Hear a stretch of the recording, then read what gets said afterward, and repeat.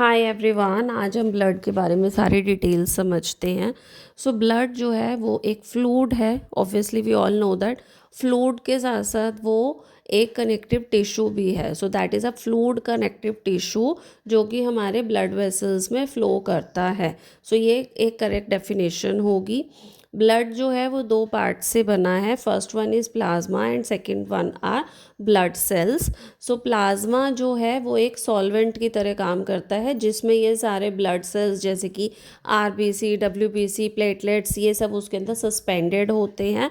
Apart from these blood cells उसमें बहुत सारी और चीज़ें प्रेजेंट होती हैं, जैसे कि प्लाज्मा 90% वाटर से बना है।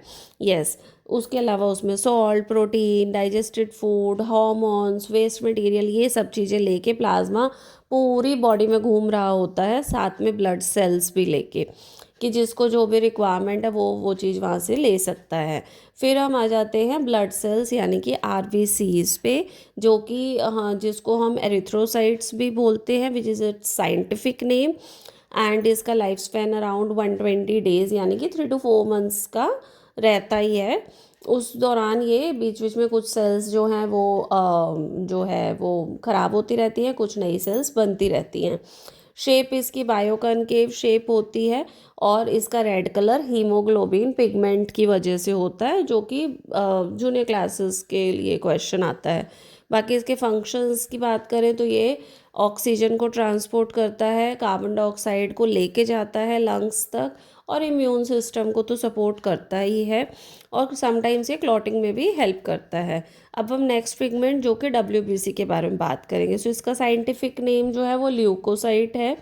लाइफ स्पैन जो है कुछ WBC cells short time period की होती हैं, कुछ बहुत लंबे टाइम पीरियड की होती है, और मेन जो है ये डब्ल्यूबीसी हमारे इम्यून सिस्टम को स्ट्रॉन्ग करने का काम करता है।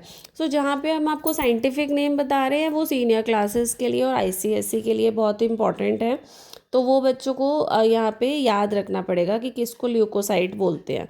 सो डब्ल्यूबीसी का मेन काम इन्फेक्शंस को फाइट करने का है, तो उसके लिए उसको एंटीबॉडीज़ तो बनानी ही पड़ती हैं। बॉडी को इन्फ्लेम्ड करके रखना पड़ता है कि वो एक फाइट मोड में रहे, जिससे कि उसको जर्म से फाइट करना है। फिर हम आ जाते हैं प्लेटलेट्स पे। प्लेटलेट्स को बोलते हैं थ्रोम्बोसाइट्स। सो ये इसकी कोई शेप फिक्स नहीं होती है।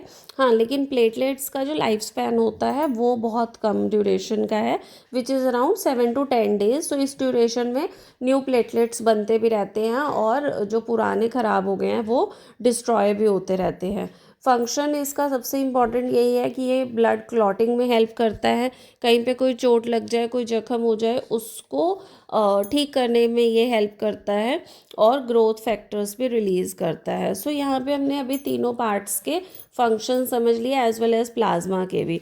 तो अभी हम इसको ब्रॉड वे में अगर करें तो हम कह सकते हैं कि ब्लड जो है वो ऑक्सीजन ट्रांसपोर्ट करता है, न्यूट्रिएंट्स लेके जाता है, ब्लीडिंग को स्टॉप करने में हेल्प करता है, और फाइट करता है इन्फेक्शंस से। सो ये इसके मेन काम है। इसके अलावा भी ये बॉडी का टेम्परेचर रेगुलेट करने में हेल्प करता है और बॉडी की हीलिंग में हेल्प करता है।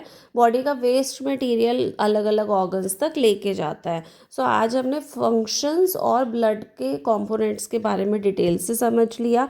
वीडियो यूज़फुल लगा हो तो इसको लाइक कर देना, शेयर कर देना अपने फ्रेंड्स के साथ, और चैनल को सब्सक्राइब करना मत भूलना। Thank you for watching.